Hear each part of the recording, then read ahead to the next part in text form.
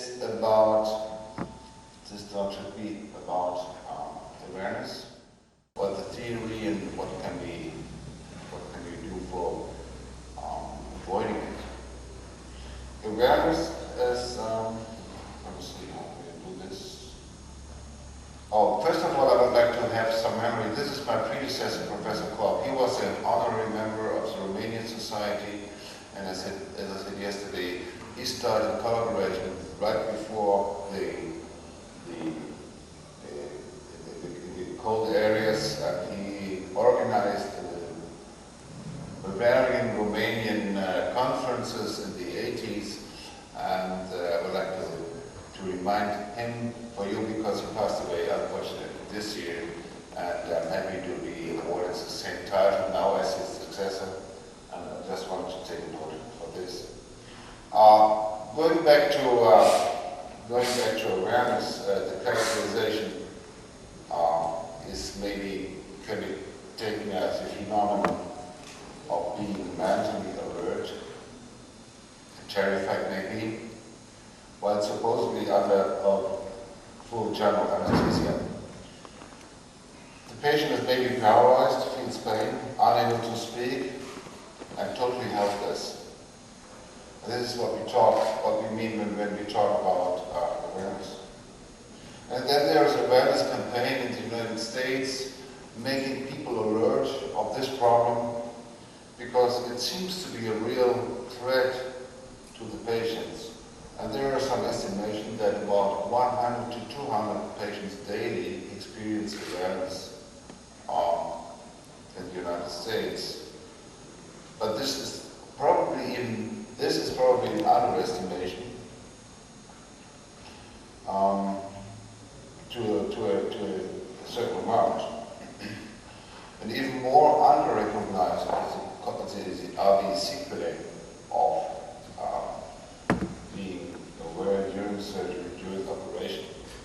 The problem is that a very devastating complication may be the post-traumatic stress syndrome, and nobody really knows how often it is, how often it happens, and what are the sequelae.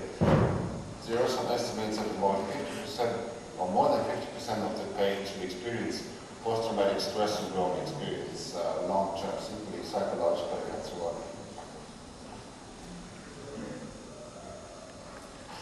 What am I talking about? How is it characterized? We have awareness with recall, with explicit memory, so after the procedure you can remember what happened. We have awareness with so-called implicit memory, which cannot be accessed instantaneously, but maybe with some help from outside. Awareness without recollection, and no awareness, which is the ideal situation we're talking about. If we talk about anesthesia, we now think about different components, different states which contribute to the whole system of anesthesia. It's unconsciousness and also amnesia. We are talking about, I want to talk about in this presentation, not about all the other aspects of general anesthesia. And please think about this, about more than 50% of patients who experience awareness don't talk about this episode with you or any other doctor. So it's a very large proportion of patients which we don't know of.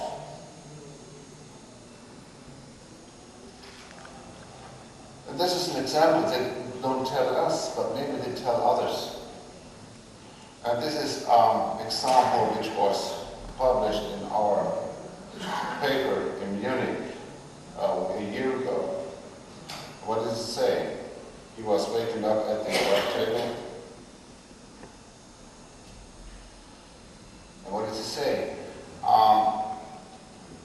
This patient had experienced a nightmare during operation. He was aware what happened. He heard the surgeon talk about, and he felt he experienced everything what's going on with him, but he could not react, he could not respond. And then himself. Maybe this has helped him, as he said. Maybe I knew what happened, and maybe the anesthetist in charge would respond and what he was going to do. He spoke quite well about the situation afterwards, but he was terrified, and the hospital was also terrified. So this can happen to everybody. Let's talk about how often is this in the academic and the science literature. This is a first study by Sinaia and co-workers. They looked evaluated around almost 12,000 patients and looked at them with a structurized interview at postoperative day 1 to 3 or 7 to 14. And they found, out of these almost 12,000 patients, they found about 19 patients with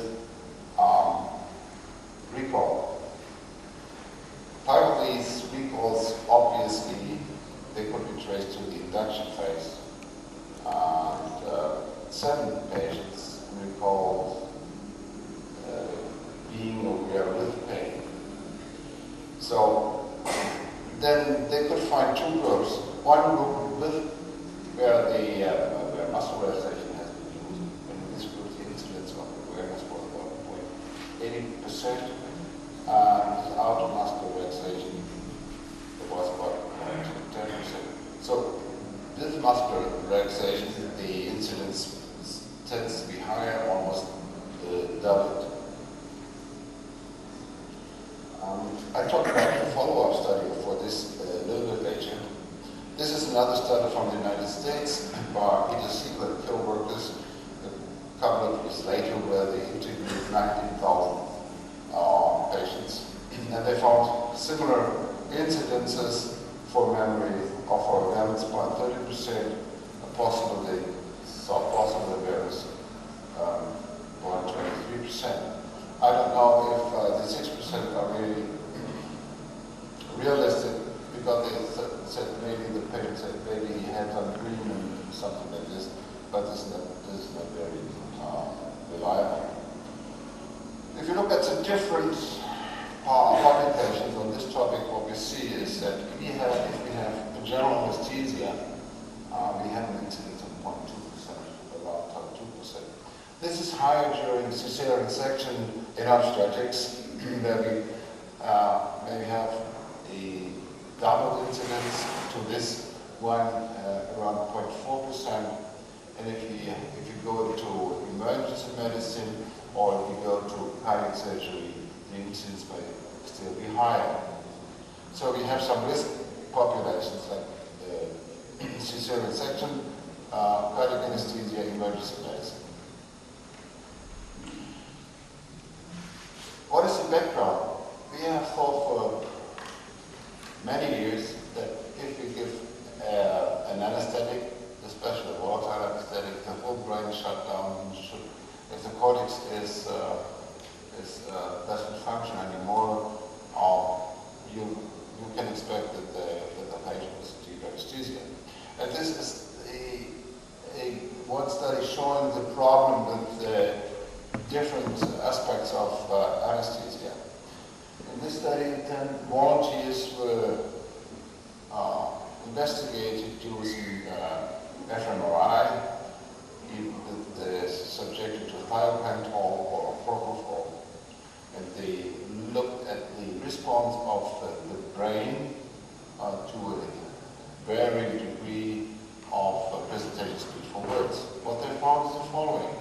The upper row, we see the difference to baseline, or difference to no stimulation in the auditory cortex. You see in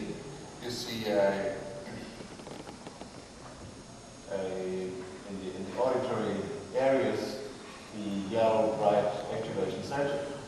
The interesting thing is that in this case, where thiopentol or propofol was given, you also see a stimulation response. Interestingly, the patients could not recall the situation, but they were sedated. But you see here that the brain is still working.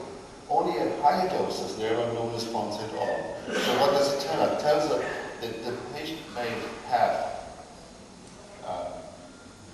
auditory sensory perception, even though he looks unconsciousness from the outside to us, and even though we may think, well, he doesn't hear and listen, does not hear anymore. And you can retrieve this information with the appropriate technique, like hypnosis or suggestive questions. Well, if we talk about awareness and how we can prevent it, we have to say we don't have any anesthesia center in the brain. We have many centers, or we have networks, and this is the interesting thing. We know that anesthetics suppress consciousness, if given correctly, by suppression or disruption of cortical information processing. This is one key factor, obviously, how anesthetics work. The question is how the different brain areas work together, and if the anesthetics, and to which extent, and in which conditions the anesthetics suppress the information transfer between different areas. This is just one example how the modern theory looks at the effect of anesthetics on the brain. What do they do with the normal networks which is going on in the brain? And this is just one example showing, looking into the information processing in the cortex. We know that in the wake subject we have a transfer of information from the frontal to the parietal and occipital part, and vice versa, which is going on, constantly going on in the brain. If you have an anesthetic on board, like propofol or sevoflurane, you have a impaired information process. The feedback information projection area is impaired, so the patient becomes unconscious. Instead, we have smaller areas still working, but not the larger connected areas during anesthesia. And this is interesting to see that at the time you see a breakdown of frontal to parietal or frontal to occipital part. This is a red line. This loss of consciousness by propofol. And you also see a feed-forward, breakdown of feed-forward projection from here to here, with the onset of unconsciousness. It slowly comes back again, and the return of consciousness, there's a peak, and still the blue line, which shows the information, the network functional connectivity from the occipital part to the frontal part, is already back again, but still the feedback mechanism from frontal to occipital part is impaired. And this is what the modern theory, how we can access maybe unconsciousness induced by anesthetics with working with. And if you can monitor this, maybe we get a hint to look into the problem of awareness from a more functional connectivity or functional electrophysical function method, which may help us to understand this phenomenon. We also know that the different memories, explicit memory, implicit memory, traumatic memory, are encapsulated in different parts of the brain, like traumatic memory, amygdala, the cortex, the part of the cortex, the explicit memory, more in the hippocampus, the medial temporal lobe, and the implicit memory, more in the emotional amygdala. So we have different areas which are involved in different effects of our psychological well-being. Okay, now we know, and amnesia is not known. Unconsciousness is not identical amnesia. These are different parts, and we have to address these different parts of the brain by our process of giving anesthesia or monitoring problems. Then we talk about the post-traumatic stress syndrome as a sequelae from the awareness episode. This is really devastating, terrifying for the patient. They can express in different directions or different categories. The patient may be terrified, maybe have only small cognitive functional deficits, he cannot concentrate anymore, but also may have nightmares. He has maybe claustrophobic situation, depression, and even suicidal thoughts have been reported out. Now let's talk about the study I've introduced previously, where they identified the 19 patients after the interview. A couple of years later, they tried to find those 19 patients again, and they found only 15 patients out of the group of 19. And out of these 15 patients, 4 had very severe post-traumatic stress syndrome as a consequence of awareness.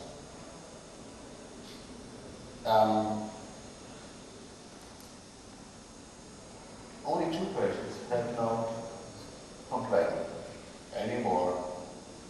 It's very small portions, and from this you can see that an awareness episode is very severe complication.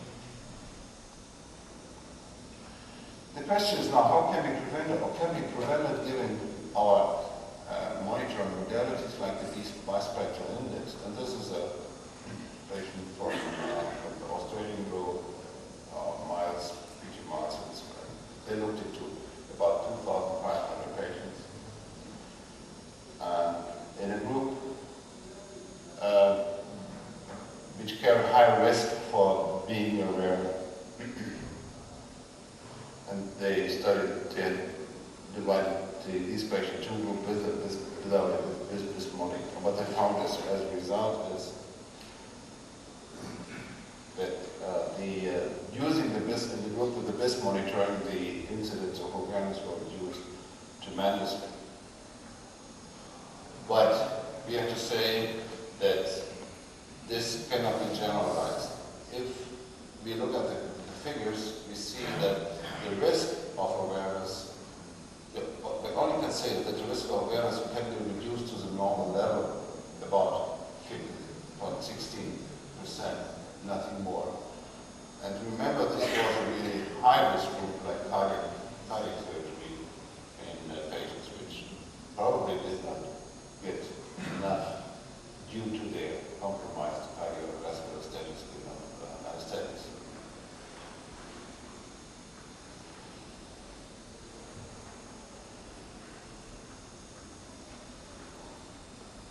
So we have no reduction of average rate for awareness. We haven't shown that, or this study also showed that we may have a preserved memory function at BIS around 55 to 59. We experienced this several times.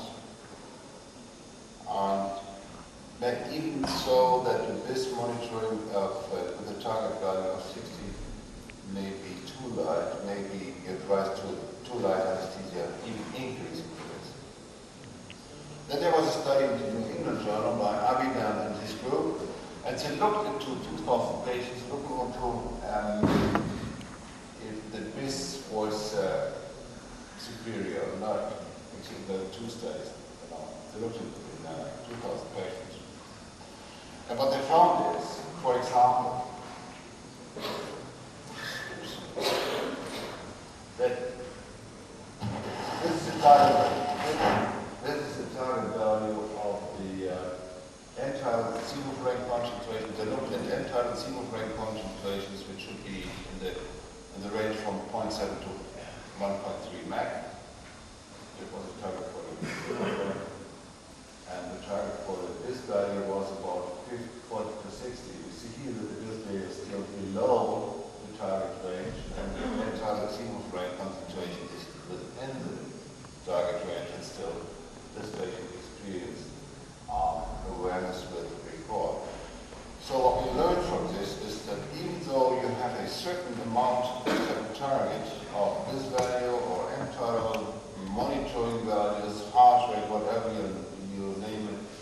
still have the risk. You cannot completely exclude the risk of interpretive awareness. So with this study, what they concluded is that they could not reproduce the results of previous studies that showed a lower incidence of awareness with BIS monitoring. And the use of the BIS protocol was not associated with reduced administration of volatile anesthetic gases, and anesthesia awareness occurred even when BIS values and end-tidal anesthesia gas concentrations were within the target ranges. These findings do not support routine BIS monitoring as part of standard practice. In a follow-up study, they looked at in 3 centers with more patients at BIS values and end-tidal anesthetic gas concentration values as given before, and they could not find a superior monitoring possibility by BIS. And the outcome in both groups, with or without BIS monitoring, a couple of months later, was not different. So we cannot say that BIS value, BIS monitoring is mandatory. Nowadays, to prevent awareness, we cannot even say that BIS monitoring will really help to avoid all cases of awareness. But we have to say that, of course, it's better than doing nothing. But none of the monitors which are available so far has the sensitivity or specificity to allow the clinician to draw conclusion about depth of anesthesia and awareness. So then there was a task force from the American Society of Anesthesiologists. They sit together and say, okay, what can we do? Do we have a guideline to prevent awareness? Then they identified, of course, awareness. How can we identify possible risk factors? Of course, it's related to age. The gender aspects comes into play, and of course, ASA status. 4 and 5 patients are more prone to experience such effects. Drug resistance, cesarean delivery, and named cardiac surgery, trauma surgery. And maybe anesthetic technique as rapid sequence induction is a prolonged intubation time if you don't give enough anesthetics to prevent awareness may also give rise to this episode. Then patients who have experienced awareness episodes are very prone, have to be treated with this caution. History of pain with the drug use, high-level drug use of opioids, maybe from anxiety and so on. So what you should do is check machines to avoid any infusion failure by the drug pump. Verify the proper function of intravenous access, infusion pumps, and so on. The question is, I cannot recommend the prophylactic use of benzodiazepines because the patients still have to be aware but may not remember that at the moment. And please use all your standard monitoring techniques, and please use the brain monitor, but none is perfect. Be aware that if you do brain monitoring that using EEG, you still have to be very critical. You have to know how this works and what it does really say. As Professor Schwirl said, the EEG cannot predict what's going on in the next couple of seconds or minutes. We have to have a prediction of what's going on. But this prediction should also take into account the surgical stimulus, the arousal system, to which extent the next surgical step will change the arousal system, which is necessary before we can do it. And what we can say is, as the former president of the AA said, even one case is too many, and we have to